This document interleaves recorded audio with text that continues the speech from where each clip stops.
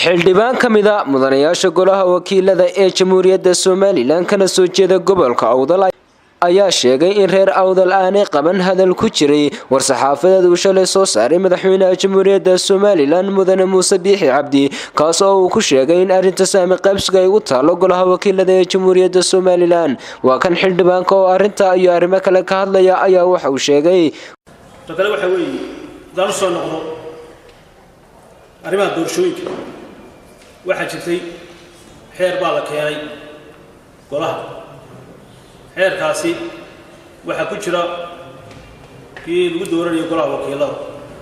iyo kamida waanu ka hadalnay anagu xildhibaanada gobolka Awdal waanu ka hadalnay saamiga ka hadalnay maandhow saamiga ka hadlayna wuxuu saami soo jiitay muddo oo laga warhayo way saamiga cusub oo imika laga hadlayo ma waxay loognahay maxkamaddu doorka 2005 waxay soo jeedisay in lagu galo doorkaas oo kaliya in lagu galo doorashada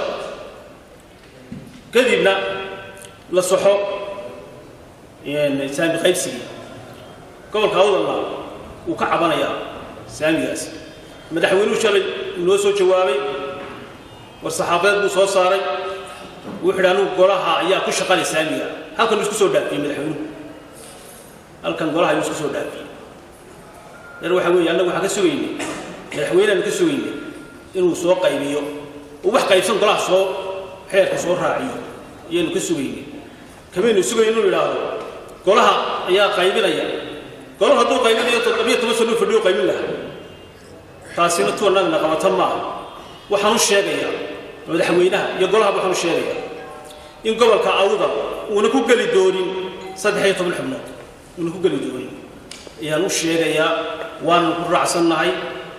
waxa weeye wax macquulana ma aha arrintaasina in laga feejignaado shirgudoonka iyo goluhu inay ka feejignaadaan iyaan soo jeedinayaa waxa weeye dadkan waxa daashaday sicir bar baa daashaday sicir barkaas waxa weeye muddo badan sicir bar bay dadkan ku jiraan lacagtii Soomaaliland way qiimo beeshay qiimahana waxa weeye bankiga dhexe lacagta isaa ka masuula wuxuu laakiin ku gashin karaa lacag badan ayaa suuqay gashay lacagta suuqay gashay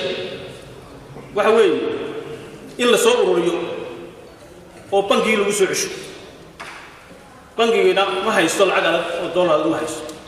وسكريا عبد الشيخ فارع سكريا سحنة تلفزيون مدح بنان RTV